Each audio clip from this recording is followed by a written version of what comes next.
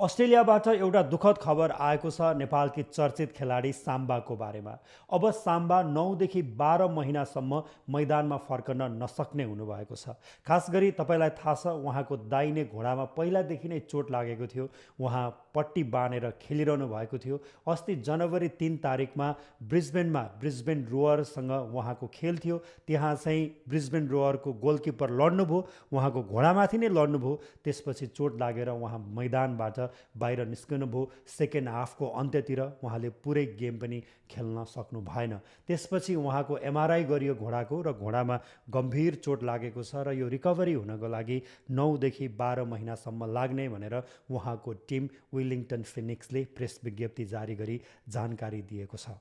यो Wellington Phoenix भनेको चाहिँ न्युजिल्यान्डको टिम हो र यो टिमले अस्ट्रेलियाको ए लिग पनि खेल्छ र यसपालि नेपालकी चर्चित खेलाडी साम्बा पनि यो फिनिक्ससँग अनुबन्धित हुनुभएको थियो र केही समयदेखि उहाँ अस्ट्रेलियामा ए लिग खेलिरहनु भएको छ। सिडनीमा खेल्नुभयो, मेलबर्नमा खेल्नुभयो, ब्रिस्बेनमा खेल्नुभयो र उहाँ यो टिममा आइसकेपछि नेपालीहरूको ठुलो समर्थन पनि पाउनुभएको थियो। अस्ति ब्रिस्बेन रोअरको गेममा त म आफै पनि साम्बालाई साथ दिनका लागि गेममा गएको थिएँ र साम्बाको क्रेज यति बढिरहेको थियो कि वेलिङ्गटन फिनिक्सले पनि साम्बालाई आफ्नो टिमको फेस बनाइरहेको थियो र यस्तो खालको घटना भइसकेपछि यो टिमले दुःख व्यक्त गरेको छ। खास गरी क्लबका हेड कोच बेब प्रिस्टम्यानले भने साम्बाको यस्तो अवस्था हुनु टिमका लागि असाध्यै दुःखद भएको भनेर दुःख व्यक्त गर्नुभएको छ। उहाँले सम्भवतः साम्बा टिमकै सबैभन्दा चर्चित खेलाडी, लोकप्रिय खेलाडी भएको समेत बताउनु भएको छ। साम्बाले महिला ए लिगमा अहिलेसम्म 3 गोल गरिसक्नु भएको छ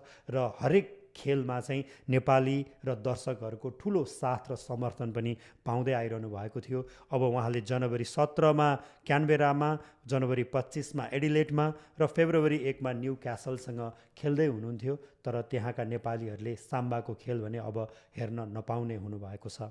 साम्बा यति बेला नेपाली महिला फुटबल टिमको कप्तान पनि हुनुहुन्छ र अन्तर्राष्ट्रिय जगतमा सबैभन्दा धेरै गोल गर्ने नेपाली खेलाडीको कीर्तिमानी समेत उहाँले राख्नु भएको छ।